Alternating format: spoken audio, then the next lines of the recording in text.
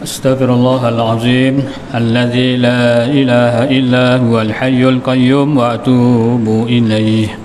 الفاتحة. أعوذ بالله من الشيطان الرجيم. بسم الله الرحمن الرحيم.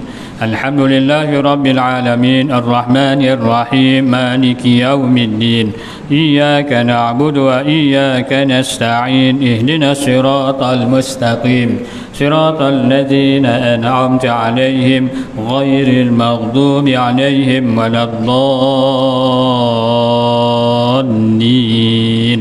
آمين. السلام عليكم ورحمة الله وبركاته. Bismillahirrahmanirrahim. Alhamdulillahirabbil alamin. Nahmaduhu wa nasta'inuhu wa nastaghfiruh wa na'udzu billahi min shururi anfusina wa min sayyiati a'malina. May yahdihillahu fala mudilla lahu wa may yudlilhu fala hadiya lahu. Ashhadu an la ilaha illallah wahdahu la syarika lahu wa ashhadu anna Muhammadan 'abduhu wa rasuluh. Allahumma salli wa sallim ala sayyidina Muhammad wa ala alihi wa ashabihi ajma'in. Amma ba'd. Tuan-tuan dan puan muslim-muslimat yang dikasihi sekalian, alhamdulillah, kesyukuran kita panjatkan kepada Allah Subhanahu wa taala kerana dengan izin, rahmat, inayah dan hidayahnya Allah Taala memilih kita di kalangan hamba-Nya yang dapat hadir ke surau menunaikan solat maghrib berjemaah. Malah kita dapat terus duduk mengisi ruang masa yang ada ini antara maghrib dan isyak untuk kita saling ingat, mengingatkan di antara satu sama lain. Mudah-mudahan Allah Ta'ala menerima segala amalan kita dan kita semua digolongkan di kalangan hamba-Nya yang soleh dan solehah, insya-Allah. Sebenarnya ini antara nikmat besar yang Allah Ta'ala kurniakan kepada kita, hamba-Nya yang terpilih, yang ketika ini telah pun selesai menunaikan solat maghrib. Kalau kita lihat di luar sana, masih lagi ramai yang seagama dengan kita, mengaku juga beriman kepada Allah Subhanahu wa taala. Mungkin masih lagi sibuk dengan urusan hidupnya. Mungkin setengahnya masih lagi dalam perjalanan balik, tak sampai lagi ke rumah. Mungkin setengahnya masih lagi berada di pasar-pasar malam ataupun di pasar raya. Mungkin setengahnya dah pun sampai di rumah, tapi masih lagi leka dengan televisyen dan sebagainya, sehingga akhirnya melewatkan untuk solat maghrib. Na'udzubillah. Jadi mudah-mudahan Allah Ta'ala mengekalkan nikmat ini, nikmat kita dapat beribadah kepada Allah Subhanahu wa taala, khususnya solat dengan cara yang terbaik, insya-Allah. Tuan-tuan dan puan muslim-muslimat yang dikasihi sekalian, setiasa pengajian kita berkaitan dengan kisah sahabat, di mana kita dah pun masuk kisah sahabat yang berikutnya, atau tepatnya sahabat yang kelima, sesudah Sayyidina Abu Bakar, Sayyidina Umar, Sayyidina Uthman dan juga Sayyidina Ali bin Abi Talib radhiyallahu anhum. Dan kita masuk sahabat yang kelima, iaitu Talha bin Ubaidillah. Dah beberapa kali saya kongsikan yang merupakan muqaddimah ataupun pengenalan kepada siapa dia Talha bin Ubaidillah, di mana Talha bin Ubaidillah juga merupakan antara 10 orang sahabat yang dijanjikan syurga oleh Nabi SAW. Dan bukanlah bermakna hanya 10 orang itu saja yang dijanjikan syurga oleh Nabi. Di sana ada lagi ramai sahabat-sahabat yang juga dijanjikan oleh syurga, yang dijanjikan syurga oleh Nabi SAW, namun sebutannya secara berasingan. Sebutan nama-nama sahabat yang lain disebutkan secara berasingan. Ada satu riwayat daripada Sayyidina Ali bin Abi Talib di mana dia mendengar bahawa Nabi SAW bersabda yang bermaksud Talha dan juga Zubair adalah jiranku di syurga. Hadis riwayat oleh At-Tirmizi, dan menurut pengkaji ianya adalah hasan. Tuan-tuan yang dirahmati Allah sekalian, jadi malam ni kita nak lihat keterangan lanjut berkaitan dengan Talha bin Ubaidillah ini, di mana Talha bin Ubaidillah telah pun memeluk Islam setelah melihat kebesaran dan keagungan Allah Subhanahu wa taala melalui seorang pendeta kan, yang menyatakan tentang perutusan Nabi SAW yang namanya Ahmad. Dan bila dia sampai ke Mekah, lalu dia bertemu dengan sahabatnya iaitu Sayyidina Abu Bakar dan bertanya, adakah seseorang telah diutuskan oleh Allah sebagai Rasul? Maka Sayyidina Abu Bakar pun nyatakan ada, ia bernama Muhammad. Lalu Talha bertanya lagi, adakah ia mempunyai nama yang lain? Maka Sayyidina Abu Bakar pun nyatakan ada, ia juga disebut dengan Ahmad. Maka Sayyidina Abu Bakar pun membawa Talha untuk bertemu dengan Nabi SAW. Maka Talha pun terus memeluk Islam kerana yakin dengan apa yang dibawa oleh Nabi SAW. Tuan-tuan yang dirahmati Allah sekalian, Talha bin Ubaidillah ini sebenarnya antara sahabat yang kaya, kan? Sama kaya dengan Sayyidina Abu Bakar, Sayyidina Umar, Sayyidina Osman, malah sama kaya juga dengan Abdul Rahman bin Auf. Tapi yang biasa disebut kekayaan mereka lah. Talha bin Ubaidillah ni jarang-jarang diceritakan tentang kekayaan dan juga kedermawannya. Ini malah ni saya nak kongsi kan tentang kekayaan dan kedermawan Talha bin Ubaidillah, yang mudah-mudahan ianya menjadi satu dorongan kepada kita untuk mengikuti jejak yang telah ditunjukkan oleh Talha bin Ubaidillah. Tapi bila saya kongsikan nanti rasanya selamanya kita tak dapat nak ikut. Sahabat yang bernama Talha bin Ubaidillah ini sekali dia menderma bukan sikit-sikit, bukan RM1, RM2, bukan RM10, RM20, bukan RM200, RM300, bukan RM2-3,000, bukan RM10-20,000, malah ratusan ribu. Nanti kita akan lihat. Baik tuan-tuan yang dirahmati Allah sekalian, walaupun Talha bin Ubaidillah telah pun memeluk Islam, namun ia tetap meneruskan pekerjaannya sebagai peniaga, sebagai pedagang. Sebab Talha bin Ubaidillah ini seorang yang sangat mahir berniaga, dan setiap kali ia berniaga sudah pasti beroleh keuntungan. Namun setelah dia memeluk Islam, dia berniaga bukan sekadar untuk mendapatkan keuntungan, malah dia juga mengambil peluang untuk berdakwah, mengenalkan kepada orang ramai yang dijumpainya ketika di Syam tentang agama yang dibawa oleh Nabi SAW, iaitu Islam. Tuan-tuan yang dirahmati Allah sekalian, jadi Talha bin Ubaidillah telah melaksanakan tanggungjawabnya sebagai seorang Muslim dengan sebaik-baiknya berdakwah, sehingga kan saat Nabi SAW nak berhijrah, dikatakan Talha bin Ubaidillah pergi berniaga. Dan ketika itu belum lagi turun perintah supaya Nabi SAW berhijrah ke Madinah. Talha pergi berniaga. Macam yang sebelum ni saya kongsikan, kemungkinan orang-orang Quraisy bila mana mereka pergi berniaga nak pula ke Syam, sudah tentu memakan masa yang sangat lama. Bukan setahun, mungkin 2-3 tahun, wallahu alam. Jadi tuan-tuan yang dirahmati Allah sekalian, bila Nabi SAW berhijrah ke Madinah bersama sahabatnya Sayyidina Abu Bakar As-Siddiq, ketika itu Talha bin Ubaidillah dalam perjalanan pulang atau kembali ke Mekah setelah berniaga di Syam. Di pertengahan jalan, Talha bin Ubaidillah terlihat ada 2 orang kelibat yang dilihatnya masih lagi jauh dan dalam keadaan yang samar-samar. Dan ketika itu Talha bin Ubaidillah tidak mengetahui siapa mereka berdua, kerana Talha pergi berniaga dan ketika itu belum lagi ada kedengaran perintah daripada Allah ataupun keizan Nabi untuk berhijrah. Ketika ia keluar daripada Mekah, tak ada. Jadi ketika ia kembali daripada berniaga di Syam, terserempak dengan Nabi SAW. Bila semakin dekat, didapati yang 2 orang yang dilihat kelibatnya tadi rupanya adalah Nabi dan juga Sayyidina Abu Bakar As-Siddiq yang sedang dalam perjalanan hijrah ke Madinah, di mana Talha bin Ubaidillah telah memberikan mereka berdua pakaian yang dibawanya daripada Syam dan juga mengucapkan perpisahan untuk bertemu kembali. Tuan-tuan yang dirahmati Allah sekalian, bila Talha bin Ubaidillah sampai ke Mekah, dirasakan suasananya berbeza, tidak seperti mana sebelum-sebelumnya, kerana Nabi dan juga para sahabat yang telah pun memeluk Islam masih ada ketika itu sebelum ia pergi ke Syam berniaga. Tapi setelah dia kembali ke Madinah, Nabi dan juga para sahabat yang lain telah pun berhijrah ke Madinah. Maka dia pun membuat persiapan yang sebaik-baiknya, mengumpulkan dan membawa sedikit daripada hartanya sebagai bekalan untuk berhijrah ke Madinah. Dan dikatakan ia membawa ahli keluarga Sayyidina Abu Bakar untuk berhijrah sekali ke Madinah.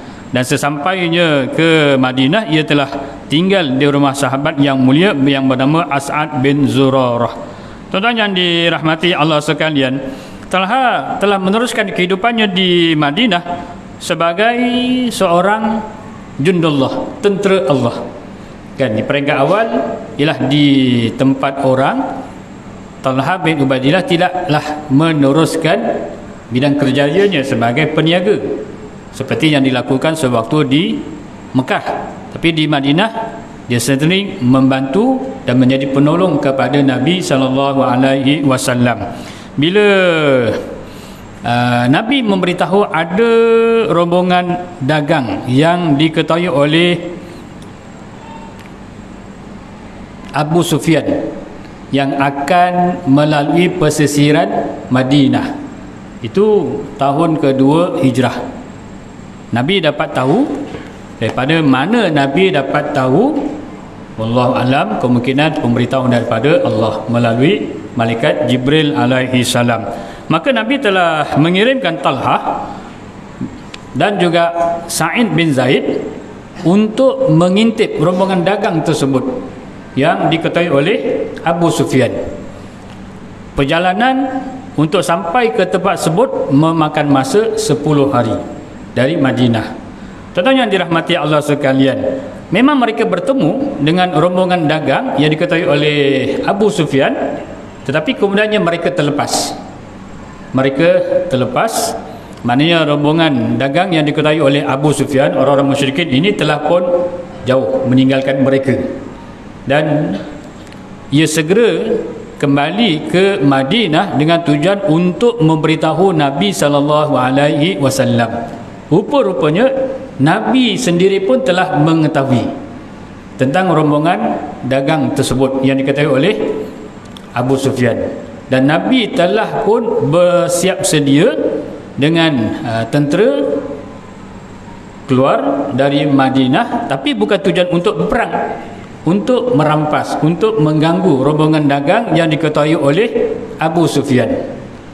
Bila Talha bin Ubaidillah dan juga Sa'id bin Zaid sampai di Madinah, Nabi telah keluar. Dan dikatakan ketika itu Nabi telah pun sampai di Badar. Madinah Badar, kalau tak salah lebih kurang 60 lebih sikit kilometer. Kan, dan sekarang ni banyak syarikat-syarikat umrah yang mengadakan ziarah ke Badar.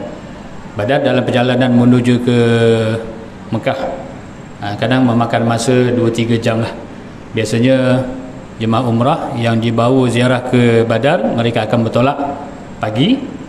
Kadang mereka singgah dulu di Masjid Quba, lepas tu meneruskan perjalanan menuju ke Badar, dan mereka akan berada di Badar pada waktu tengah hari. Kemudian salat di situ. Dalam perjalanan balik biasanya singgah di satu kedai makan lah, makan ikan goreng kan, memang sedap dan sebagainya lah. Kemudian balik, dan biasanya sampai semula ke Madinah menjelang maghrib. Ambil peluang, kalau ada rezeki pergi ziarah.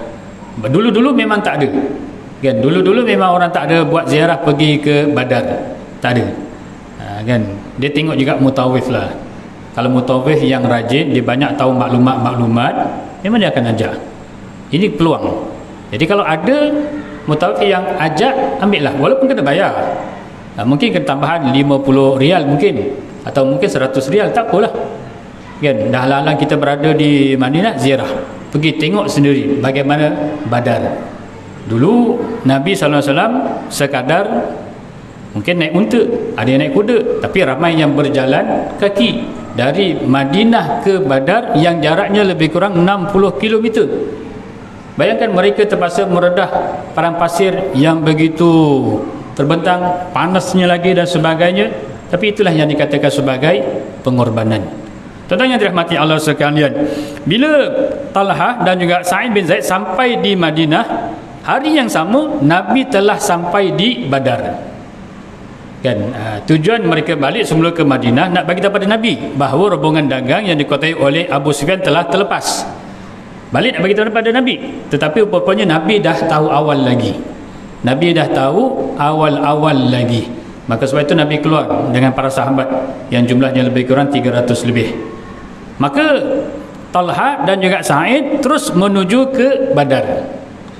Dan bila sampai di Badar, peperangan telah pun selesai. Kemenangan memihak kepada orang-orang Islam. Jadi Talha dan juga Sa'id bin Zaid terlibat tak dalam perang Badar? Walaupun tidak terlibat secara langsung, tetapi namanya tetap dimasukkan oleh Nabi sebagai tentera Badar. Maknanya dia bukan sengaja menguzurkan diri, tidak, tapi ada urusan yang mana Nabi telah memberikan tugas-tugas khas kepadanya. Lepas itu bila Nabi mengagihkan ghanimah, harta rampasan perang, Nabi tetap memberikan kepada Talha bin Ubaidillah dan juga Sa'id bin Zaid. Baik tuan-tuan yang dirahmati Allah sekalian, dalam perang Uhud pun begitu juga, di mana Talha bin Ubaidillah ini terlibat dalam peperangan yang disertai oleh Nabi kesemuanya. Di mana peperangan yang Nabi terlibat semasa hidup Nabi semua adalah berjumlah 26 peperangan yang disebut sebagai Ghazwah. Ghazwah ni peperangan yang turut disertai oleh jumlah yang ramai, kan, 300 lebih, kan, 1000 dan sebagainya lah. Dan ada satu lagi yang disebut sebagai serangan kecil, iaitu Sariyah, peperangan yang disertai oleh Nabi sepanjang Nabi hidup ada sebanyak 26 kali. Tetapi Sariyah, iaitu serangan-serangan kecil yang jumlahnya tidak melibatkan ramai, mungkin 10, mungkin 20, mungkin 50, berlaku sepanjang hidup Nabi sebanyak 38 kali.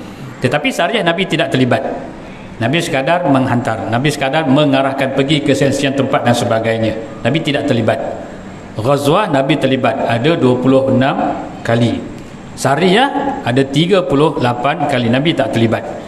Baik tuan-tuan yang dirahmati Allah sekalian, mungkin berkat daripada ghanimah yang diberikan oleh Nabi SAW kepada para sahabat, termasuklah Talha bin Ubaidillah, hartanya digunakan untuk jalan Allah, maka hartanya berkembang dan semakin banyak.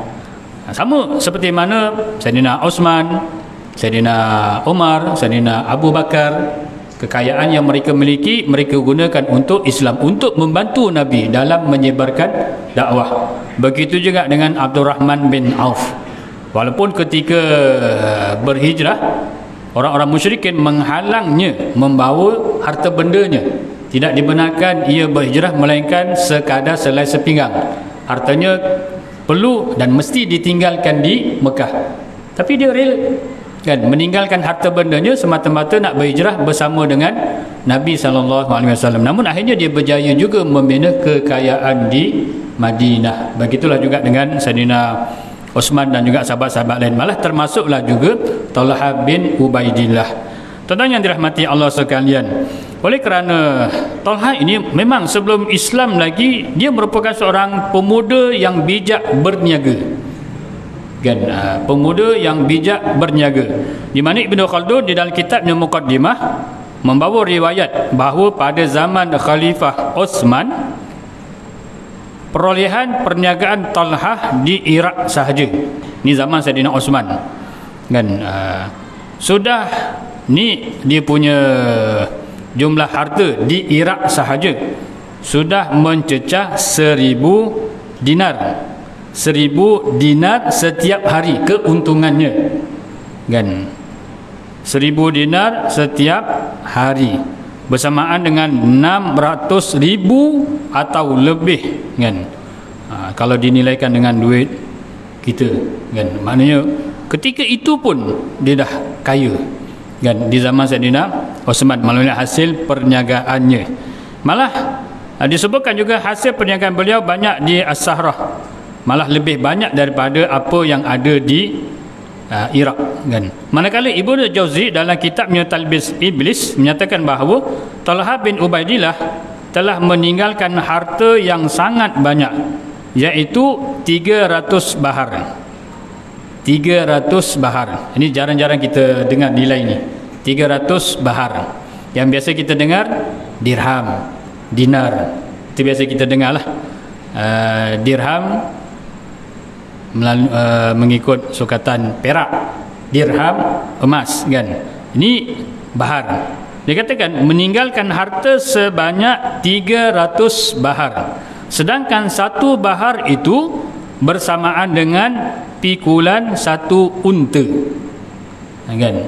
Yang boleh dibawa oleh seekor unta kan. Itulah yang dinamakan sebagai satu bahar. Satu unta boleh bawa, unta ni dikatakan dia boleh membawa bebanan sehingga setengah tan, kekuatan kaki unta kan. Unta boleh membawa bebanan sehingga beratnya setengah tan. Unta kan. Ni memang kelebihan unta kan. Sebab itu Allah Ta'ala jadikan tunggangan buat Nabi adalah unta. Dan orang-orang Arab dulu menjadikan unta sebagai kenderaan, sama ada untuk membawa barang-barang dagangan ataupun sebagai tunggangan mereka apabila melalui perjalanan yang sangat jauh. Dan banyak lagi lah kelebihan-kelebihan unta. Dan sebab itu kalau kita lihat dalam Al-Quran pun Allah Ta'ala ada menyebut tentang unta, iaitu anak unta. Afala yanzuruna ilal ibili kaifa khuliqat. Adakah kamu tidak memerhatikan anak unta bagaimana diciptakan kan? Kerana dengan melihat anak unta maka sudah tentu nampak di sana keagungan dan kebesaran Allah Subhanahu wa taala. Itu baru anak unta, belum lagi unta yang dewasa. Ibil anak unta lah, unta kecil. Besar sikit kalau istilah manusia remaja maka disebut dengan bakar. Nanti kalau unta tu meningkat lagi usianya, kalau istilah manusia dewasa, maka disebut dengan jamal kan. Jamalun, jamal kan. Jamal unta, jamal itu kecantikan, ataupun jamil itu kecantikan, jamal unta kan. Lepas tu kalau orang yang namanya Jawal, bila nak eja Jawi, hati-hatilah, jangan dieja jim mim lal. Jim mim lam itu unta maknanya. Jadi dia ejalah jim mim alif lam, jamal ataupun jamal kan. Jangan eja jim mim lam, itu makna unta. Hati-hati, kerana orang kita ni asal bunyi je kan, tak tahu makna, jadi dia main eja je. Jadi kalau nak tahu ejaan Arab kena tanya orang yang ahli kan. Biasa kalau anak-anak kita masuk sekolah rendah kan, biasa guru-guru dia akan minta ejaan Jawi ataupun ejaan Arab lah anak kita kan. Jadi kalau kita tahu tak apalah, kalau kita tahu bertanyalah dulu pada orang yang ahli. Nanti kalau serah bulat-bulat pada guru, bukan semua guru tahu kan, nanti dia ikut dia meja je kan. Hati-hati. Baik tuan-tuan yang dirahmati Allah sekalian, nanti salah tulis makna lain. Kadang-kadang bunyi sedap tapi maknanya tak elok kan. Macam kalau dulu kan ramai orang namanya wati kan. Hati-hati eja. Kalau waw taya tak apa lagi lah, waw taya tak apa lagi. Kalau waw to ya wati juga bunyinya, tapi ni makna tak baik, zina kan. Hati-hati. Baik tuan-tuan yang dirahmati Allah sekalian, jadi Allah Ta'ala melimpahkan kekayaan kepada Talha bin Ubaidillah kerana ia merupakan seorang yang sangat rajin dan bersungguh-sungguh dalam pekerjaan. Maka sebab itu kekayaannya semakin bertambah-tambah. Malah kegagahan beliau itu telah pun bermula sejak sebelum ia memeluk Islam. Apabila dia memeluk Islam, lebih-lebih lagi lah. Sebab Islam pun menekankan soal amanah kan, amanah, kejujuran kan, tidak boleh menipu dalam timbangan kan. Wailul lil mutaffifin, contoh Allah Ta'ala mencela orang yang mengurangkan timbangan kan. Lihat saja Nabi bila berniaga membawa barang dagangan milik Sayyidatina Khadijah mendapat keuntungan yang berlipat kali ganda berbanding dengan orang-orang sebelumnya. Kan sebab apa? Kejujuran. Walaupun mungkin untungnya tak banyak, tapi perniagaannya banyak yang laku, maka akhirnya membawa kepada keuntungan yang banyak juga. Tapi kerana orang kita ni, dia nak untung terus banyak, tapi yang beli tak ramai, akhirnya rugi juga. Tuan-tuan yang dirahmati Allah sekalian, lepas tu bila berniaga ni, dia kena ada konsep redha, kan, redha, dan suka memberi, kan. Bila suka memberi, insya-Allah, kan, dia jangan memanglah kalau dicongak ikut logik akal, kalau beri, contohlah beli goreng pisang, contoh kan, goreng pisang pun sekarang satu ketul berapa dah? Kalau beli RM1 mungkin dapat 2, kan. Kalau ni pun mungkin 3, kadang-kadang boleh juga dapat 4, tapi kecil lah, kan. Contohlah kalau dia beli RM5, kenalah bagi lebih sikit, kan, sedekah. Mudah-mudahan ada keberkatannya di situ, kan. Jadi orang bila kali pertama beli RM5, dia lebihkan 2-3 ketul contoh, esok dia datang lagi, kan. Bila beli dia lebihkan lagi, esok dia datang lagi, berkat, kan. Nanti dia cerita ke orang, maka orang pun belilah kat dia. Ini keberkatan. Tuan-tuan yang dirahmati Allah sekalian, Imam Al-Humaidi meriwayatkan dalam kitab Al-Fawaid dari riwayat Qais bin Abi Hatim, dia berkata, aku pernah menemani Talha bin Ubaidillah. Aku belum pernah melihat seorang yang lebih banyak mengumpulkan harta tanpa meminta-minta melebihi dia. Dengan Talha, kekayaannya sangat banyak. Sikap dermawan Talha, di mana kekayaan dan harta yang beliau peroleh dimanfaatkan sepenuhnya untuk kegunaan pada jalan Allah, dengan melakukan kebajikan, melakukan kebaikan, sehingga Talha juga dikenali dengan sikap dermawan, seperti mana sahabat-sahabat besar yang lain, termasuklah Saidina Osman. Malah jika ada pernikahan di antara mereka, maka Talha akan menawarkan susu dan madu untuk dijadikan minuman dalam majlis walimah yang diadakan. Bukan saja gigih mencari harta dan gemar bersedekah, bahkan beliau bimbang dan gusar jika hartanya yang banyak itu tidak digunakan. Ini seperti mana yang diceritakan oleh isteri Talha yang bernama Sauda, kan, di mana satu hari aku datang kepada Talha, isteri datang menemui suaminya Talha, dan melihat wajahnya sangat sugul, kan, wajahnya seperti cemas, kan, bimbang dan sebagainya. Lalu aku bertanya, isteri Talha bertanya, mengapa kamu sedemikian? Barangkali ada sesuatu dari kami yang meragukanmu, sehingga kami merubahnya agar kamu redha, kan. Mungkin ada kesilapan yang dilakukan oleh isterinya menyebabkan Talha ni rasa gusar, rasa tak senang, tak tenang, kan. Maka Talha pun menjawab, tidak, kamu adalah sebaik-baik isteri seorang Muslim. Isteri ini sangat baik, kan.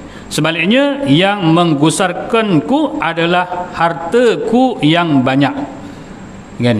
Hartanya yang banyak menyebabkan dia berasa gusar, gelisah, dan aku tidak tahu apa yang perlu aku lakukan pada harta itu. Lalu isterinya pun berkata, apa yang menggusarkanmu? Panggil sahaja kaummu, bahagikan harta itu kepada mereka, kan. Isterinya mencadangkan hartanya yang begitu banyak, tak susah mana pun kalau nak dibelanjakan, panggil je kaum kerabat, terutama yang susah, bagi pada mereka. Maka Talha pun dikatakan terus mengikuti cadangan yang diberikan oleh isterinya. Lalu dipanggil pembantunya, panggilkan kaumku. Lalu aku bertanya kepada pembantunya, berapa banyak harta yang diberikan? Jawab pelayannya atau pembantunya, 400,000. 400,000. Ini mungkin dirham lah, 400,000 dirham sekali bagi, kan.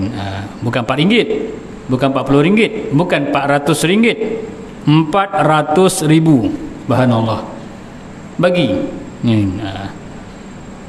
ikhlas, tidak mengharapkan sebarang balasan, kerana Allah Subhanahu wa taala. Ini sikap dermawan yang ada pada Talha. Tuan-tuan yang dirahmati Allah sekalian, ada lagi satu riwayat yang diceritakan oleh Al-Hasan, di mana dia berkata, Talha pernah menjual sebidang tanahnya yang berharga yang berharga 700.000 dirham. 700.000 dirham tanahnya tu dijual. Lalu wang sebanyak itu telah disimpannya pada malam hari. Siang berjaya menjual tanahnya sebanyak 700 dirham, maka wangnya, kan wang tunai lah, 700 dirham itu disimpan di rumahnya. Maka hartanya yang begitu banyak menyebabkan dia sukar nak tidur pada malam tersebut, kan? Tak boleh nak tidur sebab dekat rumahnya ada harta sebanyak 700.000 dirham hasil daripada jual sebidang tanah. Tak boleh nak tidur. Bila tak boleh nak tidur, maka pada pagi keesokan harinya dia telah membahagikan semua wang tersebut. 700.000 dirham itu disedekahkan. 700.000 kan, bukan 700 ringgit, bukan 7.000 ringgit, 700.000. Subhanallah. Ini sahabat yang sangat kaya, dan tak kisah pun kekayaannya digunakan untuk jalan Allah, membantu golongan yang memerlukan. Itu nak menunjukkan betapa kayanya Talha bin Ubaidillah.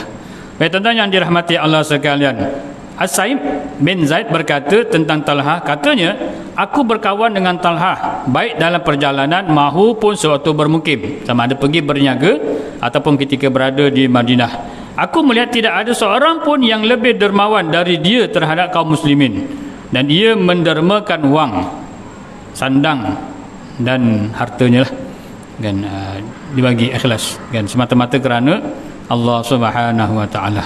Kalau kita lah 700.000 tu, mungkin kita fikir lagi tu, bukan fikir sikit-sikit, kan, banyak kali 700.000 ni baru dapat ni siang tadi, kan, malam tak boleh nak tidur. Kalau kita lah malam tu memang tak boleh tidur sebab mikir nak guna apa 700 ni, nak beli apa, kan. Tapi sahabat tadi lain yang difikirkan, macam mana nak dibelanjakan, kerana mereka tahu bahawa harta itu pasti akan ditanya oleh Allah, dari mana dia peroleh dan ke mana dibelanjakannya, kan. Sebab itu disebut dalam hadis, kan, bila mana kaki anak Adam melangkah di hari akhirat, dia tidak dapat melangkah melainkan akan ditanya 4 perkara. Salah satunya adalah berkaitan dengan harta, dari mana dia dapat dan ke mana dibelanjakan. Itu akan dipertanggungjawabkan. Wallahu alam. Sebab itu ada pendapat, wallahu alam lah, sama ada ianya benar atau tidak.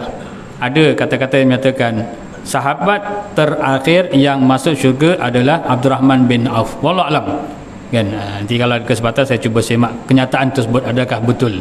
Cuma itu mungkin nak menggambarkan tentang hartanya yang banyak, jadi hisapnya banyaklah, kan, hisapnya jadi lama, kan. Yang ni dapat daripada mana, dibelanjakan untuk apa, yang ni dapat daripada mana, dibelanjakan untuk apa. Jadi mungkin hisapnya memakan masa yang lama. Wallahu alam. Sebab semuanya, walaupun 1 sen, walaupun 1 ringgit, tetap akan ditanya oleh Allah Subhanahu wa taala. Maka beruntunglah mereka yang selalu membelanjakan hartanya pada jalan Allah. Subhanallah. Tuan-tuan yang dirahmati Allah sekalian, tapi kadang-kadang ada orang kita yang mengambil kesempatan, kan, menggunakan jalan mudah. Tak tahulah, kan. Kebetulan tadi di masjid, saya sekarang di Kajang, Masjid Kajang, Masjid Jamik Pekan Kajang, kan, minggu lepas hari Selasa juga berlaku kehilangan tabung masjid. Tabung tu dekat tempat muslimat, kan. Sebelum raya itu tukar kapet, jadi bukalah skru dia. Jadi nanti akhirnya lupa nak skru balik tabung tadi. Rupa-rupanya tak sempat nak skru balik, dah disapu oleh orang. Mujur hari Isnin dah diambil duitnya. Jadi sedar-sedar hari Selasa siang waktu duha, bila pekerja pembersihan membersihkan dalam kawasan muslimat, didapati tabung tadi tak ada minggu lepas. Hari ni sebelum subuh sedar ada 2 tabung sudah diumpil. Tabung kayu, tabung tu dah lama dah, agaknya dah lebih 10 tahun lah digunakan. Sebab sebelum ni tak ada apa-apa, kan. Tabung tu diletakkan di tiang, kemudian diikatlah dengan rantai, tapi ialah tabung kayu, kan. Kebetulan jaga pula, ialah mungkin dia dah perhati lama, jaga pula tidak begitu melaksanakan tugasnya. Dia habis buat rondaan, dia pergi masuk bilik belakang, tak tahulah tidur ke baring-baring ke apa ke, kan malam tadi hujan, jadi kadang-kadang orang kita ni masa hujan lah dia buat kerja kan, masa hujan lah dia buat kerja, jadi malam-malam kalau hujan jaga-jagalah, jaga-jaga kan. Tuan-tuan yang dimahati sekalian, 2 tabung. Cuma alhamdulillah hari Isnin pagi dah diambil duitnya kan. Jadi satu tabung tu memang licin lah duitnya kan, satu tabung tu memang licin, satu lagi tabung tu adalah duit mungkin dalam 20-30 macam tu lah, tapi itu mungkin duit yang dimasukkan oleh orang yang datang untuk solat subuh kan. Mungkin tak banyak lah duitnya, tapi ialah dikira mencuri di dalam masjid. Itu yang kadang-kadang kita bukan tak kesian orang yang musafir, orang yang tak ada penginapan, kadang-kadang tengah malam datang, kononnya kata nak tumpang tidur di masjid. Kita bersangka baik, tapi rupanya mereka mengambil kesempatan. Bila tak dibagi tidur, bising pula. Bila dah bagi tidur, buat kerja pula. Susah kadang-kadang kan. Kebetulan pula saya yang kat situ sebagai ketua, dah saya pula yang kena menjawab kan. Benda tu jadi kes polis lah, sebab perlu buat aduan polis, dia boleh datang buat siasatan. Bila tak tanya CCTV ada tak, CCTV pula tak ada kan. Tak selesai lah. Baik, tuan-tuan yang dirahmati Allah sekalian, siang kadang-kadang orang kita mengambil jalan mudah untuk mendapatkan harta dengan mencuri, sudah tentu tidak ada keberkatannya. Tuan-tuan yang dirahmati Allah sekalian, Jabir bin Abdullah bertutur, pernah berkata, Jabir bin Abdullah ni seorang sahabat juga, aku tidak pernah melihat seorang yang lebih dermawan dari Talha walaupun tanpa diminta. Orang tak minta pun Talha bagi, apatah lagi kalau orang itu meminta-minta, lagi-lagilah dia akan bagi. Oleh kerana itu patutlah jika ia digelar dengan Talha yang dermawan, Talha yang mengalirkan harta, Talha yang melakukan kebaikan dan kebajikan. Di mana kalau kita lihat antara gelaran-gelaran yang diberikan kepada Talha, kalau bulan lepas saya kongsikan, Talha digelar sebagai syahid yang hidup, syahid yang hidup kan. Walaupun dia mendapat luka yang begitu banyak dalam perang Uhud sehingga ia akhirnya pengsan, disangkakan telah syahid kan, rupanya dia masih hidup, cuma dia pengsan seketika. Dan bila sedar, maka Nabi pun menggelarnya sebagai syahid yang hidup. Tapi memang nanti kita jumpa Talha bin Ubaidillah akhirnya benar-benar syahid, seperti mana yang telah diramalkan oleh Nabi SAW. Nanti kita akan lihat ketika berlakunya perang Jamal.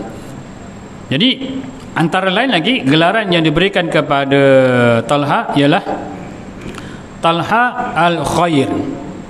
Talha al-Khair maksudnya Talha yang melakukan kebajikan, yang melakukan kebaikan. Talha al-Khair.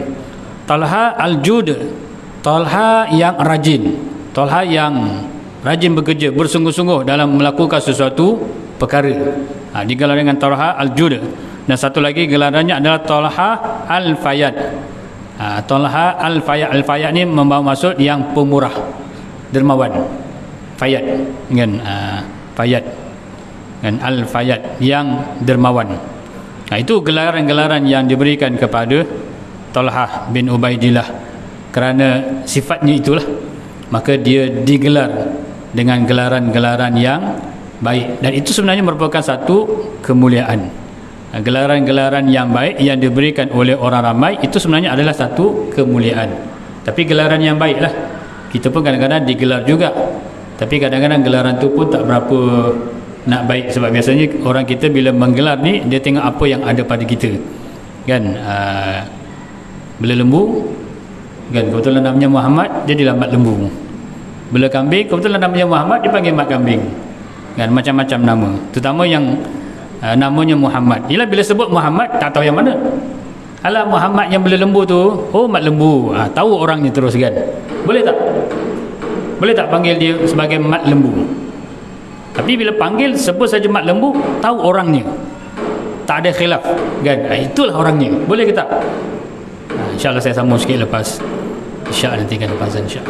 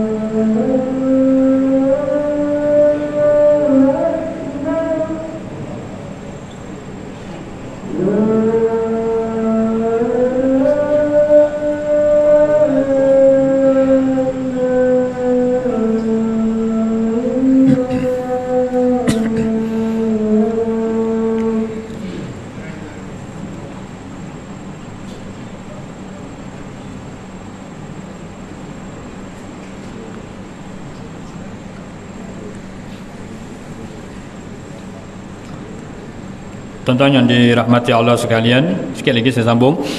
Gelaran-gelaran yang mungkin dianggap tidak begitu baik, dan orangnya pun kalaulah dipanggil dia tak berapa suka. Tapi kalaulah dengan panggilan itu menyebabkan orang terus kenal dan orang tahu orang itu, kan, mat lembu. Memang kadang-kadang bila dipanggil mat lembu dia pun tak suka.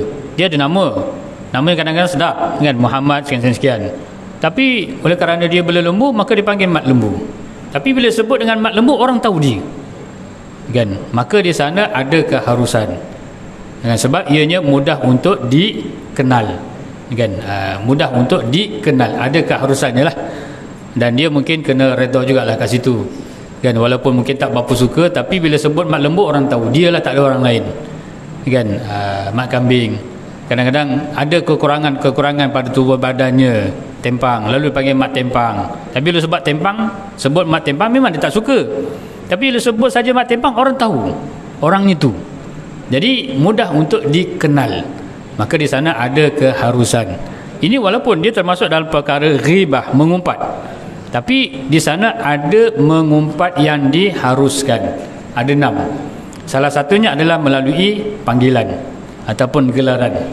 Tapi kalau boleh, kalau nak menggelar tu biarlah gelaran-gelaran yang baik, yang ada makna-makna yang baik. Itulah yang sepatutnya, jangan main gelar sebarangan, kan. Ini kadang orang kita kulit gelap sikit je panggil black, kan. Ingat masa zaman sekolah dulu black dah ada, jadi orang ni pun kulit hitam juga, dipanggil apa? Terbakar, kan. Black dah ada, jadi orang ni pun kulitnya gelap juga, nak panggil black tak boleh sebab dah ada orang, kan, yang dipanggil dengan black, lalu dipanggil terbakar, kan. Ada juga lagi yang berkulit hitam juga, hangus, pelik-pelik, kan. Memang lebih disebut hangus tahu orangnya, tapi kalau boleh biarlah. Alhamdulillah zaman sekolah habislah gelar-gelaran tu, kan. Memang teringat dulu zaman sekolah ada seorang yang disuka menggelarkan, kan. Nampak ada sesuai kat orang tu dipanggil dengan gelaran, kan. Jadi jangan sampai kita yang suka menggelar dengan gelaran-gelaran yang tidak baik. Kalau nak panggil, panggillah dengan gelaran-gelaran yang baik, kan. Saya ingat saya pernah kongsi dulu, zaman sekolah saya dah dipanggil dengan ustaz, hanya disebabkan ada ustaz yang masuk mukanya macam saya, kan. Saya ingat lagi nama ustaz tu Ustaz Ramli, kan. Orang katalah, kawan-kawan kata tengok muka sebiji. Dulu masa baru masuk asrama saya dipanggil Jin, sebab ada pelajar sebelum tu dia dah keluar lah, namanya Suhairi, orangnya tinggi, jadi dia dipanggil Jin sebab tinggi. Dia keluar, saya pula masuk, nama Suhairi juga, tapi saya orangnya rendah. Oleh kerana orang yang sebelum namanya Suhairi dipanggil Jin, maka saya masuk, nama Suhairi pun dipanggil Jin. Sabar je lah, kan. Alhamdulillah berkat kesabaran, masuk ustaz baru, muka orang kata sebiji, maka orang pun panggil saya ustaz. Ustaz, orang panggil ustaz. Pelajar baru masuk pun panggil ustaz. Setengahnya kadang panggil abang ustaz. Ingat nama saya ustaz, kan, panggil abang ustaz, kan, abang ustaz. Alhamdulillah berkat orang panggil ustaz jadi ustaz. Alhamdulillah, ini dia boleh jadi doa juga, panggilan-panggilan yang baik. Jadi kalau rasa panggilan tu tak baik, kita ubahlah, kan. Panggillah dengan panggilan yang baik-baik, sebab panggilan itulah mungkin akan dipanggil nanti di hari akhir di padang mahsyar. Jadi kalau dipanggil dengan nama-nama yang baik, sudah tentu dia akan seronok, kan. Jadi mudah-mudahan kita berhati-hatilah dalam nak menggelarkan orang, dan kalau nak gelarkan sangat, berilah gelaran yang baik-baik. Jangan sampai kita yang menjadi sebab atau penyebab. Kita panggil dengan satu gelaran yang buruk, akhirnya orang ikut seperti mana kita panggil, maka kitalah yang menjadi punca.